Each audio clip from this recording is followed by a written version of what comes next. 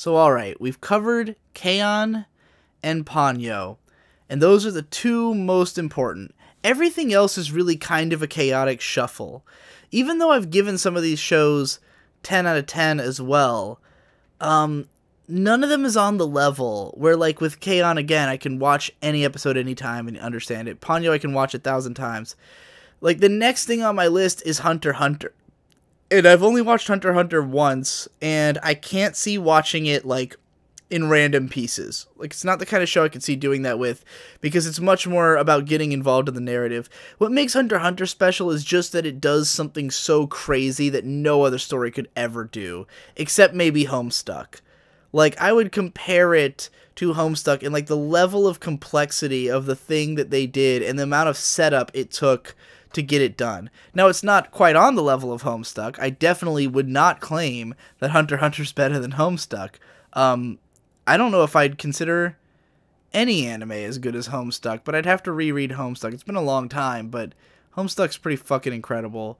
I haven't read any of it since 2011, though, so maybe it's, you know, I don't know how well it holds up. People tell me it holds up, though. My friends who are into it. Anyways, Hunter x Hunter's similar in that regard. It's just like seeing something that you can't believe is real, that, like, it was set up so perfectly and executed so flawlessly, you know?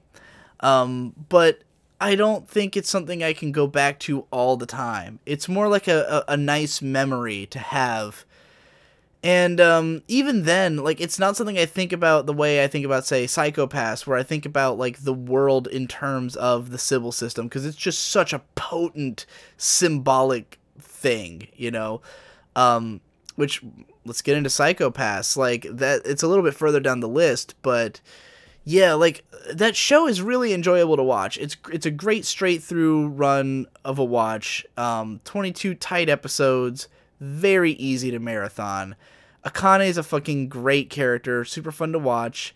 But, like, mostly what I like about that show is the ideas. This, like, high concept, you know, thinking about the world and, like, how the characters are such good representations for, like, chaos and order taken to their extremes. And it does it better than anything else I've ever seen do it. And that's why it's the one that sticks in my mind. That's why this is the sci-fi that I'm thinking about all the time, as opposed to, say, you know, I mean, there's a few others. 1984 is another good one for, like, the Big Brother concept, but and Brave New World is also really good, but they all kind of say something a little bit different. Actually, Brave New World system is perhaps even better than the Sibyl system. It's not as relatable, though, but it is a better way of looking at, like, how if you genetically manipulated people to be happy in their station, then they would be. In many ways, I would say Brave New World is more powerful than Psycho Pass, but much less entertaining of a story, and much less rewatchable, or rereadable in that case. Like, Brave New World is the kind of thing you read once, and it sticks with you forever, but you would never find cause to revisit it. Psycho Pass is more like, you know, watch it every couple years and have a great time. I don't know which of those is more valuable. It's very debatable. I'm sure different people have different answers, but I don't have one. So, yeah, but Psycho Pass found its place basically for that reason, and, like, the funny thing about my favorite anime is that, like, most of it found its slot in 2014 or early 2015 when I was getting back into anime for, you know, and becoming a YouTuber. And a lot of it just had to do with my taste kind of being shaped to, like, cyberpunk and these sort of political thrillers and shit like that, and, like, really high concept stuff, which I hadn't really, god damn, hadn't really been into much before that. So it was kind of interesting that in many ways my current favorites list represents a major change in taste. It represents me, like, discovering the beauty of complex narratives, having Psycho Pass, having Ghost in the Shell, having Log Horizon, and having Hunter x Hunter, all of which I watched around the same time, the same 6-month period. Like, all of those became favorites on the basis of their deeply engrossing complex narrative that is combined with also being a fun fucking show, you know? Like, I enjoy Legend of the Galactic Heroes, which is even more complex, and I haven't seen all of it, so I'm not going to say, like, whether or not I ultimately love it or don't, but, like, it is just not as entertaining as, like, Hunter x Hunter is on a base level, you know? Like, Legend of Galactic Heroes is a difficult watch. Just the fucking pleasantries and honorifics alone make that show hard to watch for me. Like, fucking a sixth of every episode is, like, just fucking pleasantries of characters, like, just the way they talk, because they're constantly, like, you know, having to address rank and stuff like that. It's nuts. And it definitely adds to the world, but, you know, the tracks from the viewing experience, just a little bit. So, you know, you gotta find the right balance, but with these shows, they were all ones with complex and involving narratives and also engaging storylines and characters and aesthetics. So, yeah, and then you get, like, Kill La Kill and Gurren Lagann, which are more up my alley aesthetically. Like, these are shows that it's no surprise are in my top 10. Like, when I think about how I could imagine my top 10 evolving over time, I can easily picture Psycho Pass sliding out of it. I can easily picture Log Horizon sliding out of it. I can easily picture... Those two are, like, the most at risk. Like, Log Horizon and Psycho Pass are the ones that, like, I could see either A, finding a replacement, like something that does the same thing even better, or B, just not being as impressed with them. Like, maybe Evangelion could take one of their places. Like, the only reason Eva didn't make it into my top 10 is that I was kind of let down by the second half, and I was only really let down by the second half because of the fact that A, I hadn't rewatched that half in, like, fucking 10 years, and B, I was so focused on the, like, shot compositions and aesthetics of the first season that when the second season wasn't quite as incredible, it was a big letdown for me. And when I didn't have as much to say about it, it was a big letdown. But, like, I think if I got over that and watched the show again, I could easily see Ava getting into my top 9, because it's a show that I fucking can never stop thinking about. You know, so maybe Psycho Pass would fall under Eva. That's an easy thing to imagine. Log Horizon, I mean, I can't even really say it's a better show than Evangelion, like, by any stretch. But there's a lot of things I like about it. I'd have to rewatch both. I really would. I would have to rewatch both shows to decide which one was going to be remaining in my 3x3. And I'm sure there's other shows, if I like Eureka 7 as much as I used to, that could push out either Log Horizon or Psycho Pass. You know, if I like Hidamari Sketch as much as I used to, if I like Cowboy Bebop as much as I did as a kid, you know, these could all push those out. So those are going to be the ones that could go. It's a lot harder to imagine Gurren Lagann and Kill La Kill getting pushed out, because even though, like, Kill La Kill is ranked under Psycho Pass in my top list, the way I like it is harder to move, you know? Like, Psycho Pass, I don't really care about the aesthetics that much of Psycho Pass. I don't really care about the narrative style and framework of it. Like, it's the ideas. It's the ideas behind it that are so interesting. But it's a lot easier, I think, for ideas to gradually decline in intrigue than it is for the experience of the show to do that. Like, if just watching the show is a really good time, that is more likely to keep it in my favorites list than if thinking about the show is a good time. Because, you know, I might rewatch it. Like, this is why I don't think Log Horizon might be able to hang in there. Because, like, I love thinking about the show, but the actual act of watching it can be a little bit of a pain, you know? So I could see watching it again and just being like, alright, you know, would I actually pick this over, you know, watching Ava again? Or watching, you know, some of these other shows. So, and Kill La Kill and Gurren Lagann are both shows that well, Gurren Lagann's just solid for all time. Like, Gurren Lagann is just a very perfectly crafted, like, it's a show that, it's kind of like a show that had to exist, you know? It's almost like a show that the universe would have inevitably created. But Kill La Kill is a show that is just so full of flavor. Like, you can watch it over and over again and keep finding new reasons to like it, new jokes you didn't notice before. Every time Devu has edited a Kill La Kill video for me, which has been many times, he's found something he didn't realize was there before. Like, some new gag in the show that he didn't recognize because it went by in a flash. And that's why I can see those shows staying in my list forever, and why Imaishi is my favorite director. Imaishi, sorry. Fucking if Econ happens to be listening. But, yeah.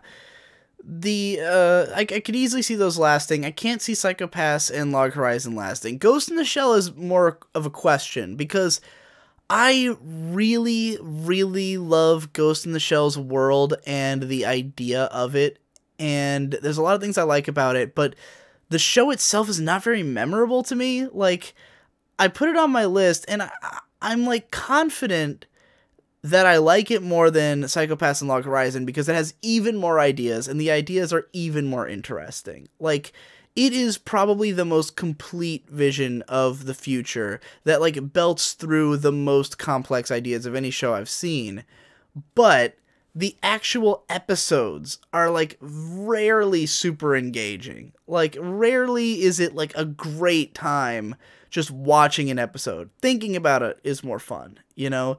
So, I don't know. Ghost in the Shell is really, really questionable. I don't know how it'll hold up to being rewatched, you know? I want to believe it could survive, because I like it a lot, but we'd have to see. I haven't rewatched it since 2014, so it's probably the one I have out of everything in my top 10, Ghost in the Shell is the least fresh in my mind. Because, like, Log Horizon, I had watched the first half of Season 2 by the end of 2014, and I've, like, you know, I've made other videos about it, and I've, like, repeated coverage of it, but I've never done that for Ghost in the Shell. It was just that one video, and I haven't really touched it since, so, I don't know. I have no idea.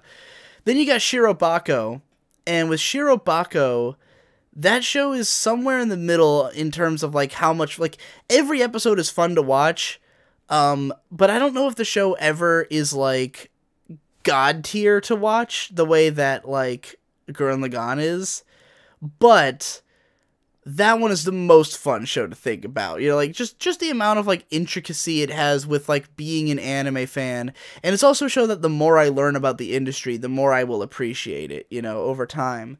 Though I don't know how well it'll hold up to rewatches, because I do think it has, like, duller parts. The pacing can be a little bit weird at times. And, you know, not every episode is incredible. And just the general way that PA Works does their shows, there's something of, like, a hazy feeling. First of all, overcompressed audio is kind of a constant in their shows for some reason, including Shirobako. And, I don't know, the show can be headache-inducing, it's basically what I'm getting at, but it's still really fucking good. I don't see it leaving my top 10 that easily. Like, I think K-On!, Ponyo, Shirobako, and Hunter x Hunter are all, like, kind of surefire. Gurren Lagann and Kill La Kill are pretty surefire.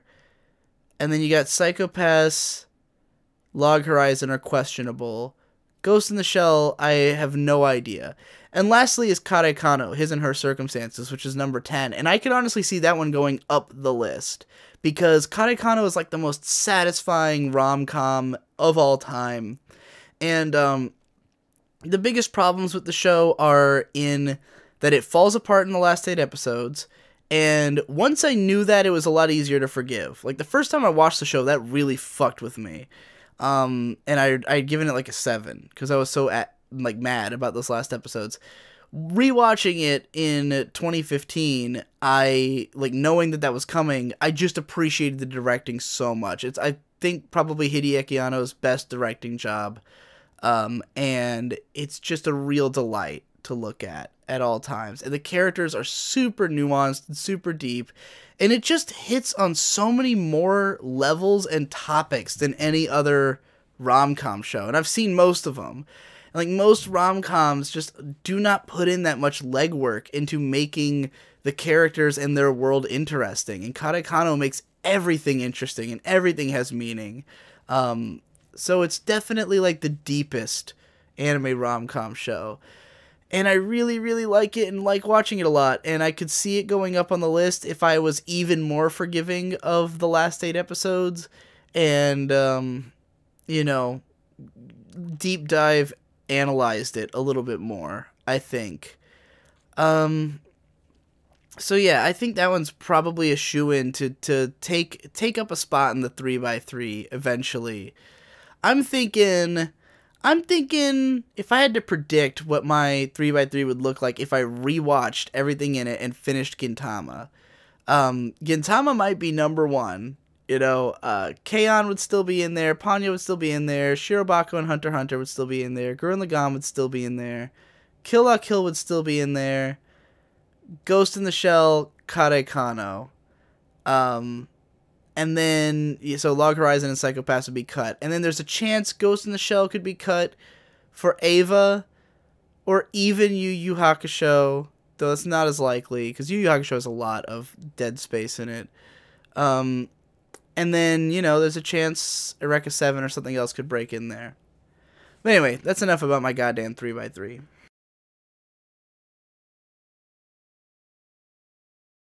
Man, I messed up on the last episode. The last 2-hour episode of the podcast that is only experienced by myself and May only churned out 8 episodes of the show, the daily show that is the channel. We're supposed to be up to 24 by now. Like, this should be episode 25, in fact, but there's only 19 out. This is episode 20. I ramble way too fucking much. But it's weird because I feel like it's insubstantial if I don't talk for at least a certain amount of time. And I have to string out these ideas long enough because I only have so many ideas. But then at the same time, if I string them out too long, I don't have as many videos. It's a very careful balancing act here, of finding the right amount of time. But in any case, I realized that I went onto my Discord and I asked for suggestions of topics. And I got a couple. Whatever, there weren't enough people online to really make it strong, because I've been thinking about doing something like AMA style, of just, like, asking Twitter to, like, ask me a bunch of questions, and I'd answer them in podcast form. But the problem with doing that is that I've already done shitloads of AMAs and answered most questions, and I also do a patron-exclusive live stream once a month, where people can ask me more direct and pointed questions. I don't want to have that get devalued. It's already hard enough trying to do this podcast series where I'm not allowed to talk about anything I would talk about in one of my podcasts. Like, I've definitely covered some ground in here that could have been covered in Digi Does Life, which is one of my patron-exclusive podcasts, but I'm trying not to cover anything that I would review or, like, talk about on another podcast, you know, which is why I'm doing so much, like, history and stuff like that. But, doing this, asking for suggestions on Discord, after I read a couple of them, something about the format of the way people were saying the questions made me realize I can use a writing prompt generator. Like, I can look at a nonfiction writing prompt generator and just go off of that and see if that'll work. I haven't actually tried it yet, so I don't know if it'll be successful. I don't know if I'll be able to find a generator that works well enough for this purpose. But it just made me want to comment on how this is usually what happens when I ask people for suggestions. Like, I very rarely take any suggestions I'm given at face value. And if I do, it's usually not even when I ask for them. Like, sometimes people will tweet me a totally random video suggestion that just clicks, and I'm like, oh yeah, that's a great idea. You know? Such as the, like, scoring every show I've completed. Was that one a Twitter idea? One of them was. There was something that somebody said to me on Twitter, and I made, like, a huge series of videos about it. Maybe it was rating the Pokemon designs. No, that was May. That was her fault. I don't remember. But there was recently a case where someone said something, like, suggested something on Twitter, and it became, like, a huge video idea. But anyways, it's rare for that to happen. Usually what happens is I ask people for suggestions because I can't think of anything. And the process of reading people's suggestions gives me ideas.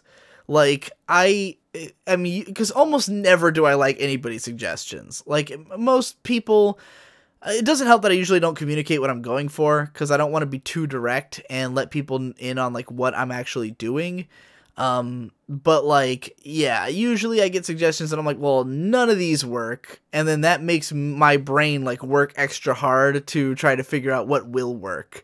And that's what happened here. I read a few suggestions, like, I had told people, like, suggest something along the lines of, like, describe your favorite video game, you know? And someone responded, describe your favorite board game. And I was like, I don't really have a board game. Like, I could talk about my history with board games, but I don't really like any board games. And then somebody suggested something else, kind of goofier, but, like, between the two of them, it made me think about writing prompts. And I was like, oh, yeah, everyone else's suggestions are now irrelevant, you know? So, yeah, that's what we're going to try to do. But first, we're going to get back to the 3x3 thing. I've left you all hanging. You've now had to go an excruciating... This is now a 3-day narrative because I skipped a day to do this brief update thing about how I take suggestions.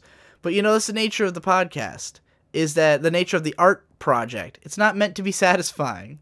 It's meant to be a long and arduous journey. So, in keeping with that spirit, tomorrow, or in 30 seconds for May and I will be going deeper into the 3x3.